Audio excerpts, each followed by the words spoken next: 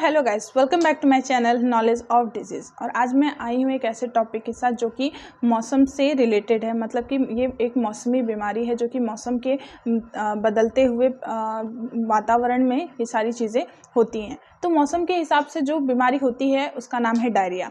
Diarrhoea जो है कि वो गर्मी ज़्यादा पड़ती है तो भी होता है, अगर कोई इंसान अगर ज़्यादा खा लेता है तो भी होता है।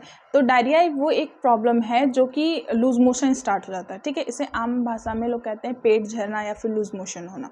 लूज मोशन ऐसा होता है कि वो बिल्कुल पानी की तरह जो मल होता है वो निकलता रहता है। ठीक है, ये कुछ दिनों के लिए होता है और बिना उपचार के भी सही हो जाता है। मतलब विदाउट ट्रीटमेंट भी ये सही हो जाता है और अगर दवा भी लेते हैं तो भी ये सही हो जाता है। और ये जो डायरिया है वो क्रॉनिक और एक्यूट दोनों होता है। मतलब क्रॉनिक मतलब ये होता है कि लंबे समय तक, और एक्यूट मतलब होता है कुछ टाइम तक। तो ये दोनों तरफ से होता है। एक्यूट डायरिया जो होता है वो 2 या 3 दिन तक रहता है, इससे ज़्यादा नहीं होता है। और ये बैक्टीरियल इन्फेक्शन से भी होता है और फूड पॉइजनिंग से भी होता है। ये 2 चीज़ों से होता है। अब हम बात करते हैं कि क्रॉनिक डायरिया में क्या होता है। क्रॉनिक डायरिया में ये होता है कि जो डायरिया होता है वो 4 हफ्ते तक रहता है और ये जो होता है वो आंतों के अंगों को प्रभावित करता है कि उसमें कोई प्रॉब्लम अगर होती है तो वो उस चीज़ को बढ़ावा देता है और बहुत ज़्यादा उससे प्रॉब्लम होती है। तो ये होता है क्रॉनिक डायरिया। अब हम बात करते हैं कि डायरिया के लक्षण क्या क्या होते हैं। तो इसमें लक्षण ये होता है कि बार बार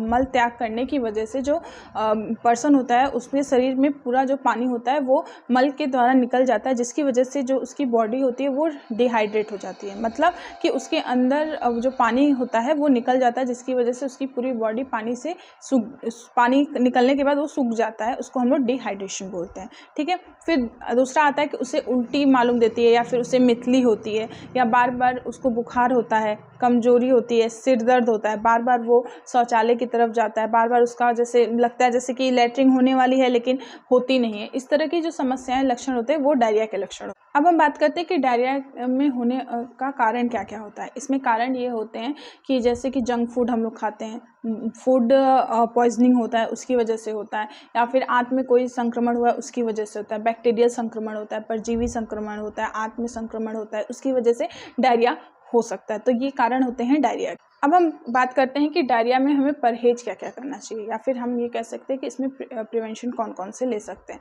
तो प्रिवेंशन ये होता है कि अगर खाना आपने बनाया है तो उसको तुरंत परोस दीजिए, उसको रखना भी है तो ढक के रखिए, फ्रिज में रखिए। क्योंकि मौसम जब ख़राब होता है या फिर ये कहें कि बहुत ज़्यादा गर्मी होती है तो जो कीड़े मकोड़े होते हैं वो इधर उधर घूमते हैं, कभी गंदगी में घूमते हैं तो कभी कहीं। तो वो जो मक्खियाँ होती हैं वो गंदगी में भी बैठती हैं और फिर आके आपके खाने पर बैठेंगी। तो वो चीज़ जब इन्फेक्शन जब आप अंदर अपने खाएंगे, अंदर स्टमक के अंदर जाएगा तो इन्फेक्शन कॉज करेगा, वो फूड इन्फेक्शन होगा और जिसकी वजह से आपको डायरिया होगा। तो आप भोजन को ढक के रखिए ताकि उससे आपको डायरिया ना हो। तो ये था बचने का तरीका डायरिया से। अब हम बात करते हैं कि डायरिया में कौन कौन सा परीक्षण हमको करवाना चाहिए जिससे हमें पता चले कि जो पेशेंट है या फिर जिसको डायरिया हुआ है उसको ये प्रॉब्लम है कि नहीं है। तो उसके लिए हमें सीबीसी करवाना पड़ेगा, उसका सोनोग्राफी आप करवा सकते हैं या फिर उसका स्टूल टेस्ट करवा सकते हैं, जिसकी वजह से आपको ये पता चल जाएगा कि पेशेंट को डायरिया हुआ है कि नहीं हुआ है। अब हम बात करते हैं कि इसमें डायरिया के होने से नुकसान क्या क्या होते हैं। डायरिया के होने से ये नुकसान होता है कि बहुत बार उल्टी करने की वजह से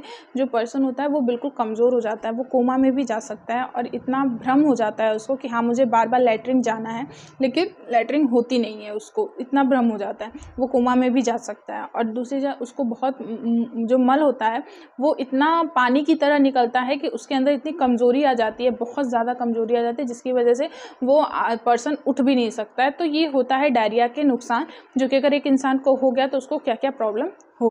आई होप आपको वीडियो समझ में आ गया होगा कि डायरिया कौन सी बीमारी है, कैसा है, क्या मैंने आपके साथ पूरी तरह से डिस्कस किया इस बारे में कि डायरिया होता क्या है। और अगर आपको वीडियो पसंद आई हो तो प्लीज़ लाइक करिए, शेयर करिए, सब्सक्राइब करिए। अब मिलते हैं नेक्स्ट वीडियो में, तब तक के लिए थैंक यू।